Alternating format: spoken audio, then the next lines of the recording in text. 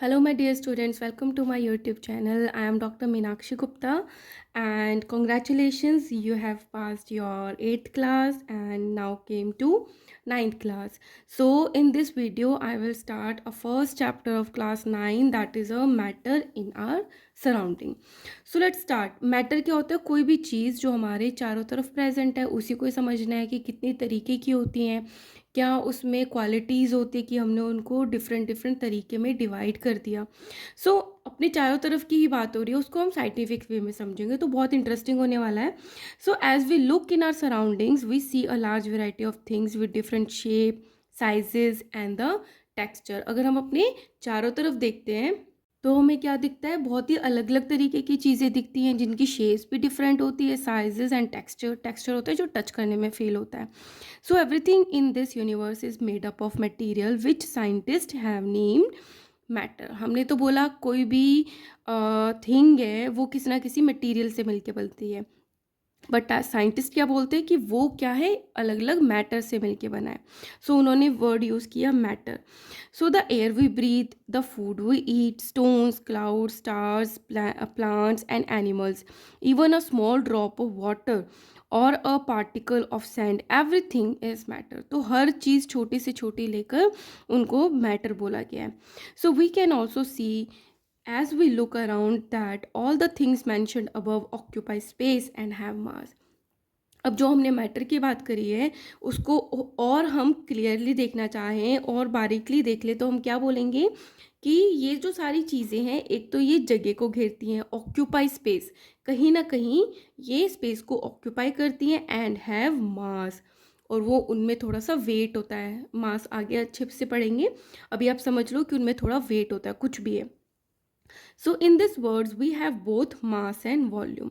तो हमने क्या देख लिया, मैटर होता है और मैटर स्पेस को ऑक्यूपाई करते हैं और उनमें मास होता है। ठीक है, तो इसका मतलब क्या हो गया, दोनों में मास और वॉल्यूम हो गया। Since early times human beings have been trying to understand their surrounding. बहुत स्टार्टिंग से जो ह्यूमन बींग्स हैं वो समझना चाह रहे हैं अपनी सराउंडिंग्स को, क्या है उनके चारों तरफ। Every Indian philosophers classified matter in the form of 5 basic elements. तो जो इंडियन फिलोसफर्स हैं उन्होंने हर मैटर को 5 एलिमेंट्स में डिवाइड कर दिया। उसको बोला है पंच तत्व, 5 तत्व, एयर, अर्थ, फायर, स्काई, वाटर। तो बोला है कि हर जो चीज़ है यूनिवर्सिटी में, यूनिवर्स में, वो इनसे मिलके बनी हुई है। According to them everything living or non living was made up of these 5 basic animals. तो वो क्या कहते हैं कि भले ही वो लिविंग है, भले ही वो नॉन लिविंग है, तो बट सारे के सारी इन्हीं 5 तत्वों से मिलके बनी हुई है। अकॉर्डिंग टू दैम एवरीथिंग, ठीक है, इन्हीं 5 तत्वों से मिलके बनी है। Asian Greek philosophers had arrived a similar classification of matter. अब जो ग्रीक फिलोसफर्स थे ना, उन्होंने भी जब रिसर्च करी, उनके पास भी यही क्लासिफिकेशन आया कि इन्हीं 5 से मिलके बनी है। Modern day scientist have evolved 2 types of classification of matter. अब जो मॉडर्न टाइप के साइंटिस्ट आए तो उन्होंने बोला कि मैटर जो होते हैं वो 2 टाइप्स के ही होते हैं। उन्होंने जो भी अपनी रिसर्च करी तो उसके बाद उन्होंने बोला कि 2 टाइप्स के होते हैं based on their physical properties. Physical होता है कि बाहर से कैसे दिखते हैं, एंड केमिकल नेचर, और सेकंड है केमिकल नेचर, मतलब वो कैसा रिएक्ट करते हैं, कैसी उनकी नेचर होती है। In this chapter we shall learn about matter based on its physical properties. तो हम ये जो चैप्टर पढ़ने वाले हैं, मैटर इन आवर सराउंडिंग, हम ओनली एंड ओनली मैटर्स की फिजिकल प्रॉपर्टीज़ के बारे में स्टडी करेंगे, कितने टाइप के होते हैं, क्या होते हैं। Chemical aspects of the matter will be taken up in the subsequent chapters. आगे जो चैप्टर्स आएंगे उनमें पढ़ेंगे।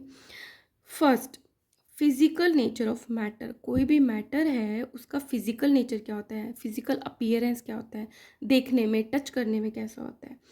Matter is made up of particles. तो सबसे पहली चीज़ क्या है, कोई भी मैटर है वो किसी ना किसी पार्टिकल से मिलके बना होता है, किसी ना किसी चीज़ से। पार्टिकल मतलब उसको छोटे से छोटा डिवाइड कर दो तो जिस चीज़ से मिलके बना है उसको पार्टिकल बोल दिया। जैसे हमारी दीवार होती है वो ईंटों से मिलके बनती है, उसी तरीके से। For a long time 2 schools of thought prevailed regarding the nature of matter. One school believed matter to be continuous like a block of wood, whereas the other thought that the matter was made up of particle like the sand. तो 2 school थे, मतलब school का मतलब है 2 researchers थे वो अपनी अपनी चीज़ें बता रहे थे जो उन्होंने रिसर्च करी। कि एक तो बोल रहे थे कि जो भी मैटर है, अगर मैं इतने से मैटर की बात करती हूँ, जैसे मेरे पास ये कैप है पेन का, अगर मैं इस मैटर को डिस्कस करूँ तो एक स्कूल तो बोलता है कि ये पूरा पूरा एक ही चीज़ है, उसी से मिलके बना हुआ है, कि ये एक ब्लॉक है उससे मिलके बना है। तो और दूसरा स्कूल क्या कहता है कि नहीं, ये जैसे रेत होती है, सैंड होती है, उस पर छोटी छोटी सी सैंड की पार्टिकल्स होते हैं, उनसे मिलके ये बना हुआ है, ये सिंगल नहीं है, ये पार्टिकल्स से मिलके बना हुआ है। So let us perform an activity to decide about the nature of the matter, is it continuous or particulate। तो अब हम एक एक्टिविटी करके देख लेते हैं कि जिससे हमें पता चल जाएगा कि जो मैटर है कि वो एक कंटिन्यूस चीज़ से बना हुआ है या किसी पार्टिकल से मिलके बना हुआ है। सो एक्टिविटी 1 में क्या किया है, टेक 100 ml बीकर, एक बीकर लिया जिसकी कैपेसिटी है 100 ml। Fill half of the beaker with water and mark the level of water, half fill करके उसको हमने मार्क कर लिया कि इतना पानी हमने लिया था। Dissolve some salt oblique sugar, मतलब आप सॉल्ट भी डिजॉल्व कर सकते हो, शुगर भी डिजॉल्व कर सकते हो with the help of a glass rod. एक ग्लास रोड लिया, उसकी मदद से हमने उसमें डिजॉल्व कर दिया। Observe any change in the water level, क्या आपको पता है कि किसी चीज़ में, लिक्विड में कुछ ऐड करते हो तो पानी की जो लेवल है कुछ बढ़ जाना चाहिए, तो क्या हमने इसमें सॉल्ट और शुगर डाला तो क्या वो जो वाटर लेवल था वो इंक्रीज हुआ। What do you think has happen to the salt, जो हमने सॉल्ट डाला, जब डालते हैं वो तो गायब हो जाता है, तो उसका क्या हुआ। वेयर डज इट डिसअपियर, वो कहाँ गायब हो गया। Does the level of the water change, क्या लेवल जो था वाटर का हमने लिया था वो चेंज हुआ। So in order to answer this questions we need to use the idea of matter is made of particles. अगर वो सिंगल चीज़ होती, सॉल्ट जो हमने डाला सिंगल होता है, तो वो दिखता और क्या होता, थोड़ा लेवल भी बढ़ जाता। बट हमें ये चीज़ समझने के लिए ये मानना पड़ेगा कि जो मैटर है वो छोटे छोटे पार्टिकल से मिलके बनता है। So what was there in the spoon, तो जो हमने स्पून में लिया था वो क्या था, सॉल्ट और शुगर। भले ही हमने शुगर लिया, भले ही हमने सॉल्ट दिया लिया, has now spread through out the water, वो क्या, उसने क्या किया, पूरे पानी में वो डिजॉल्व हो गया, थ्रू आउट इक्वली स्प्रेड हो गया। ठीक है, तो ये वही बताया गया है, when we dissolve salt in water the particles of the salt get into the spaces between the particles of water.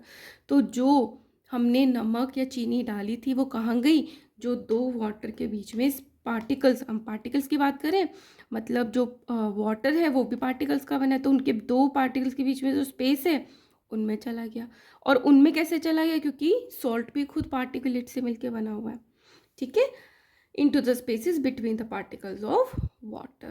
तो ये मानेंगे तभी ऐसा होगा, और लेवल जो था वो भी इंक्रीज नहीं हुआ। So how small are this particles of matter, अब इतने कितने स्मॉल होते हैं पार्टिकल्स के पानी के पार्टिकल्स के बीच में चले गए।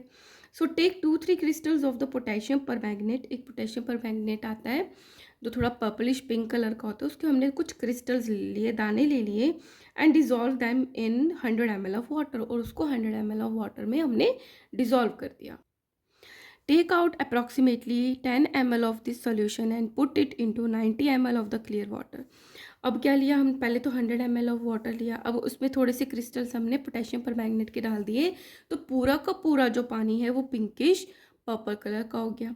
फिर हमने क्या किया, इसमें से 10 ml ले लिया और 90 ml, टोटल 100 हो गया, 90 ml लिया हमने पूरा क्लीन वाटर, उसमें हमने 10 ml डाल दिया, तो इससे थोड़ा सा लाइट सॉल्यूशन बना।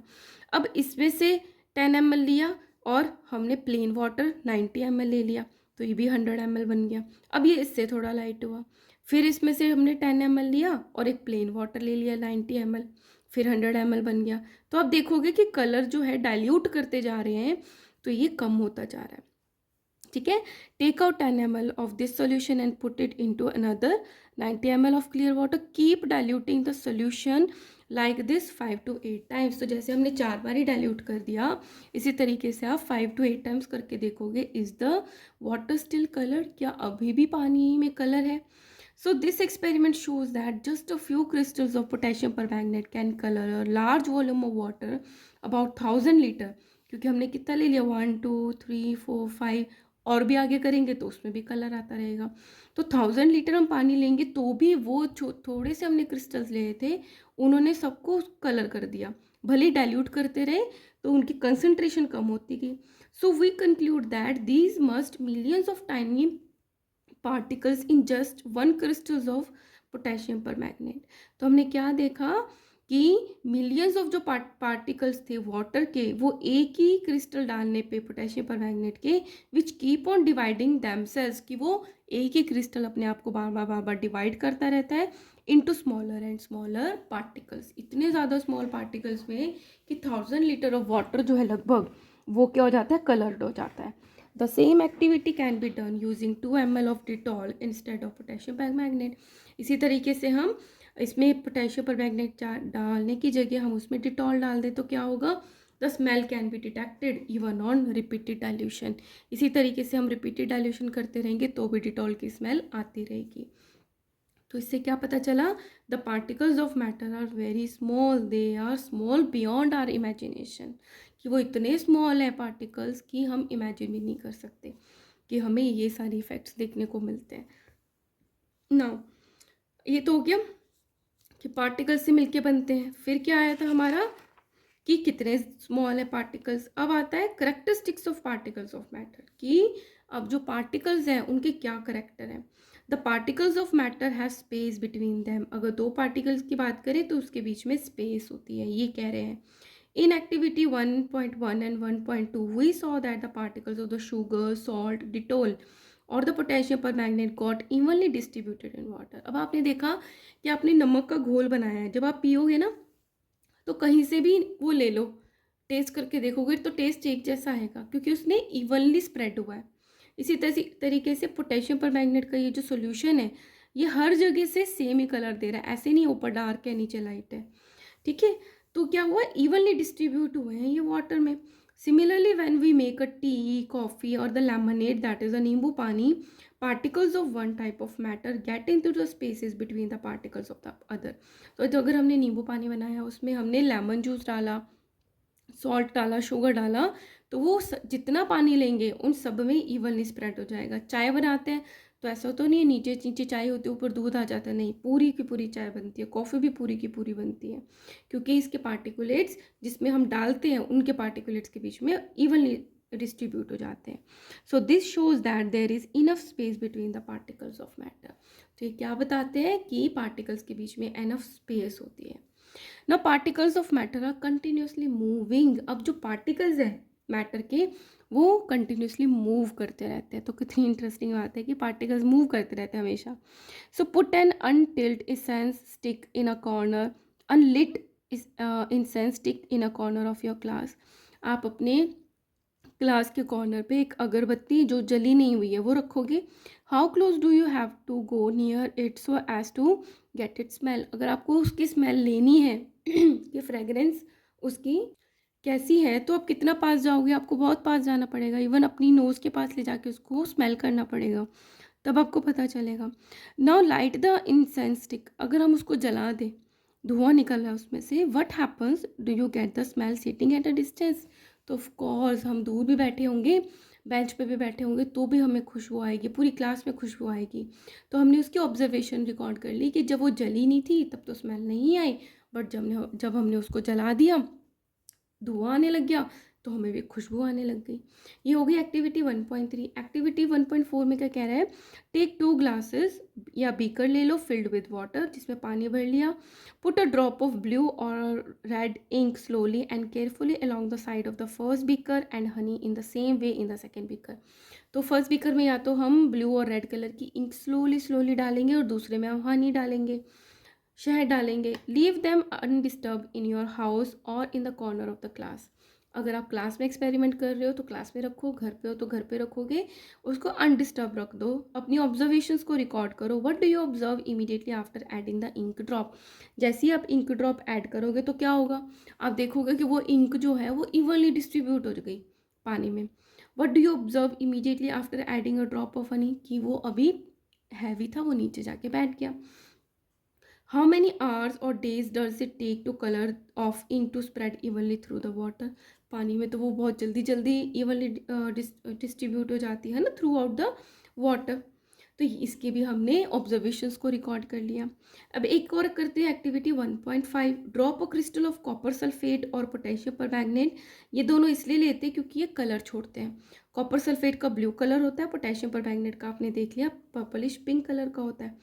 हमने लिया उसको गर्म पानी में डाला and another containing cold water. एक बीकर में तो हमने ठंडे पानी में डाला और दूसरे बीकर में उतना ही पानी लिया और गर्म पानी में डाला। Do not stir the solution, हमने उसको मिलाया भी नहीं। Allow the crystal to settle at the bottom, और हमने उसको अनडिस्टर्ब रखा ताकि क्रिस्टल्स नीचे सेटल हो जाए बॉटम पे। What do you observe just above the solid crystal in the glass, तो क्या ऑब्जर्व हुआ? What happens as time passes, जैसे जैसे टाइम क्रॉस हुआ तो क्या हुआ? What does this suggest about the particles of solid और लिक्विड, तो ये क्या दिखाता है कि सॉलिड और लिक्विड में क्या डिफरेंस है? Does the rate of mixing change with temperature, क्या ठंडे और गर्म जो हमने लिया था उसमें जो मिक्स हो रहा है हमारा पोटेशियम परमैंगनेट या कॉपर सल्फेट, उनमें कुछ चेंजेस आए? क्यों आए और कैसे आए? फ्रॉम द अबव 3 एक्टिविटीज़, ये जो हमने दूर रखी अगरबत्ती और इसमें हमने इंक डाला, दूसरे में हमने हनी डाला और इसमें गर्म और ठंडा पानी में हमने ये पोटेशियम परमैंगनेट और कॉपर सल्फेट डाला। सो इन तीनों एक्टिविटीज़ से हमें क्या कंक्लूजन मिलता है, बहुत ही इंपॉर्टेंट है। The particles of the matters are continuously moving, एक तो कि वो कंटिन्यूसली मूव करते रहते। कैसे पता चला? कि आपने अगरबत्ती दूर जलाई थी और जब उसको आपने लिट किया तो आपको स्मेल आने लग गई बहुत दूर, तो इट मीन्स वो मूव करके आए हैं। So that is they possess that we call the kinetic energy. और वो कंटिन्यूसली मूव कर रहे हैं, क्यों? क्योंकि उनमें काइनेटिक एनर्जी प्रेजेंट होती है। एज द टेम्परेचर राइजेज, जैसे जैसे टेम्परेचर बढ़ता है पार्टिकल्स मूव फास्टर, पार्टिकल्स और जल्दी मूव करने लग जाते हैं। So we can say that with the increase in the temperature the kinetic energy of the particles also energy, जैसे जैसे इसको गर्म करते रहेंगे, जैसे हमने गर्म और ठंडा पानी लिया था, तो जितना गर्म पानी होगा काइनेटिक एनर्जी जल्दी होगी, बढ़ेगी और उसमें मिक्सिंग भी बढ़ जाएगी, मूवमेंट भी बढ़ जाएगी। So in the above 3 activities we observe that the particles of the matter intermix on there on with each other, अपने आप मिक्स हो जाते हैं। हनी डालोगे तो, इंक डालोगे तो, पोटेशियम परमैंगनेट या कॉपर सल्फेट डालोगे, सब अपने आप मिक्स हो जाते हैं। They do so by getting into the spaces between the particles. अब वो मिक्स कैसे होते हैं? कि वो दो पार्टिकल्स के बीच में जाके सेटल हो जाते हैं। This intermixing of the particles of the two different types of matter on it's on is called diffusion. Very important definition, कि ये जो इंटरमिक्सिंग है पार्टिकल्स की, दो डिफरेंट टाइप के मैटर हों और अपने आप वो क्या हो जाते हैं, मिक्स हो जाते हैं, तो क्या कहते हैं उसको? डिफ्यूज हो रहे हैं, डिफ्यूजन कहते हैं इस प्रोसेस को। So we also observe that on heating, और जब हमने ऑब्जर्व किया कि जब हमने गर्म किया था पानी को, डिफ्यूजन बिकम फास्टर, क्योंकि उसमें क्या हुआ, डिफ्यूजन जो हो गया वो फास्टर हो गया, इंटरमिक्सिंग जल्दी हो गई। क्यों हो गई? Why does it happen? क्योंकि जब हम इंक्रीज़ करते हैं तो काइनेटिक एनर्जी इंक्रीज़ हो जाती है, जिससे मूवमेंट ज़्यादा हो जाते हैं और इंटरमिक्सिंग जल्दी हो पाती है। ओके, नाउ अब क्या कह रहे हैं? एक तो स्पेस होती है, दूसरे क्या कह रहे हैं? The particles of matter attract each other. अगर एक चीज़ है उसमें इतने सारे पार्टिकल्स हैं, तो ये जो पार्टिकल्स हैं आपस में एक दूसरे को अट्रैक्ट करते हैं, अपने साथ में रखने की कोशिश करते हैं। So play this game in the field, अगर आप ये वाली जो गेम है इसको आप फील्ड में खेलोगे, मेक 4 ग्रुप्स, 4 तरीके के ग्रुप्स बनाओगे and form the human chains as suggested, और चारों के चारों ग्रुप ह्यूमन चेन्स बनाएंगे। फर्स्ट ग्रुप बनाएगा जो hold each other from the back, इस तरीके से बैक से पकड़ के और अपनी आर्म्स को लॉक कर देगा, like the Idu Mishmi dancers, इस तरीके से लॉक करके खड़ा हो जाएगा। जो सेकंड ग्रुप है should hold the hand to form a human chain, वो ओनली हाथों को पकड़ेगा, बैक को नहीं पकड़ेगा। Third group should form a chain by touching each other with only their finger tips, और थर्ड ग्रुप बनाया जिसने ओनली फिंगर टिप को टच किया एक दूसरे की। Now the fourth group of student should run around to try to break the 3 human chains one by one, और जो फोर्थ ग्रुप था ना वो आएगा और इन तीनों चेन्स को तोड़ने की कोशिश करेगा one by one. So which group was the easiest to break and why? तो हम अपनी समझ से बता सकते हैं कि जो थर्ड ग्रुप था जिन्होंने ओनली फिंगर से टच किया हुआ था, हम उसको ईजिली ब्रेक कर पाते हैं। क्यों? क्योंकि वो आपस में बहुत कम जुड़े हुए थे, ओनली फिंगर टिप से जुड़े हुए थे। So if we consider each student as a particle of matter, अब अगर हम हर एक स्टूडेंट को पार्टिकल समझे कि वो मैटर है, then in which group of the particle held each other with the maximum force, तो कैसा पार्टिकल होगा, वो ग्रुप होगा पार्टिकल का कि वो सबसे स्ट्रॉन्ग रहेगा, उनके आपस में मैक्सिमम फोर्स रहेगी, वो होगी सॉलिड की, है ना। सॉलिड की होगी, उसमें आपस में मैक्सिमम फोर्स होता है, इसलिए हम उसको तोड़ नहीं पाते हैं easily. Now take an iron nail, a piece of chalk and a rubber band, ये तीनों चीज़ें ले ली हमने, कील ले ली, चॉक ले लिया और रबर बैंड ले ली। Try breaking them by hammering, cutting and stretching. हम क्या करेंगे कि जो नेल है उसको हथौड़ी मार के तोड़ने की कोशिश करेंगे, कटिंग करने की, चॉक को कट करने की, और रबर बैंड है उसको स्ट्रेच करके तोड़ने की कोशिश करेंगे। In which of the following above three substances do you think the particles held together with the great force, ये भी आप बता सकते हो, इनमें से कौन सा ऐसा पार्टिकल से बना हुआ है जो हमें बहुत ज़्यादा फोर्स लगेगा उसको तोड़ने में। That is a iron nail, क्योंकि वो आयरन का बना है। तो आप खुद ही बता सकते हो क्यों है वो स्ट्रॉन्ग, क्योंकि उसके जो पार्टिकल्स हैं आपस में बहुत ज़्यादा फोर्स से जुड़े हुए हैं ना। There is another activity 1.8, take some water in a container, container में पानी लिया, try cutting the surface of water with your finger, अपनी फिंगर घुमा के काटने की कोशिश करी, क्या वो कट पाएगा, नहीं। So were you able to cut the surface of water, no.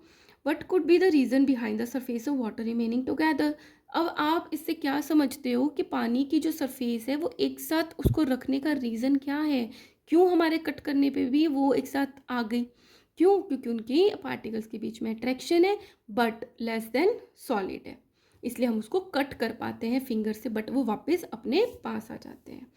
So the above three activities 1.6, 1.7 and 1.8 suggest that particles of matter have a force acting between them, कि जो particles हैं उनमें आपस में कोई ना कोई force होती है जो उनके बीच में act करती है। This force keeps the particles together, वही वो जो force है particles को आपस में मिलाकर रखती है। The strength of this force of attraction varies from one kind of matter to another, but ये जो force है ये हर मैटर में डिफरेंट होती है, जैसे हम बोले सॉलिड में सबसे ज़्यादा, then in liquid, then in gas, हर मैटर में डिफरेंट होती है। इसकी भी हम एक्टिविटी नेक्स्ट वीडियो में करेंगे। सबसे पहले हम इन क्वेश्चंस को कर लेते हैं, इन टेक्स्ट क्वेश्चंस को। Let's start. ये इन टेक्स्ट क्वेश्चंस हैं। तो फर्स्ट क्या क्वेश्चन पूछा है, which of the following are matter, जो ऑप्शंस गिवन है, ये सारी चीज़ें गिवन है, इनमें से कौन सी मैटर है, chair, air, love, smell, hate, almonds, thought, cold, lemon water, smell और ऑफ परफ्यूम। तो इसमें से कौन सी मैटर है, मैटर जिसमें मास होता है और जो वॉल्यूम घेरता है, ये हमने पढ़ा था। अब क्या है, चेयर में मास होता है, वॉल्यूम भी लेता है, एयर में भी मास होता है और वॉल्यूम लेता है। लव क्या होता है, एक फीलिंग होती है, इमोशन होते हैं। स्मेल भी क्या है, जस्ट हमें स्मेल आती है, हम फील कर पाते हैं। हेट भी वही इमोशंस हैं, जगह नहीं घेरती। आलमंड्स क्या है, बादाम, उसमें मांस होता है। थॉट भी हमारी इमेजिनेशंस है। कोल्ड भी वही चीज़ है। लेमन वाटर, ये भी क्या है कि इसमें लेमन वाटर भी आएगा, उसमें भी तो मास होता है, स्पेस ऑक्यूपाई करता है। एंड कोल्ड ड्रिंक तो है ही, आर द मैटर, तो ये सारे क्या है, मैटर्स हैं। Second question is give reason for the following observation. First क्या है, आपको रीज़न देना है कि ऐसा क्यों हुआ।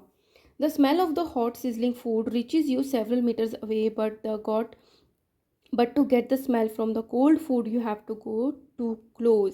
जैसे हमने अगरबत्ती का एग्जाम्पल देखा था, तो उसी तरीके से कह रहे हैं कि जब खाना ठंडा होता है तो हमें उसके पास जाना पड़ता है उसकी स्मेल के लिए, बट जब खाना बन रहा होता है, गर्म होता है, तो दूर से स्मेल आ जाती है। ऐसा क्यों होता है।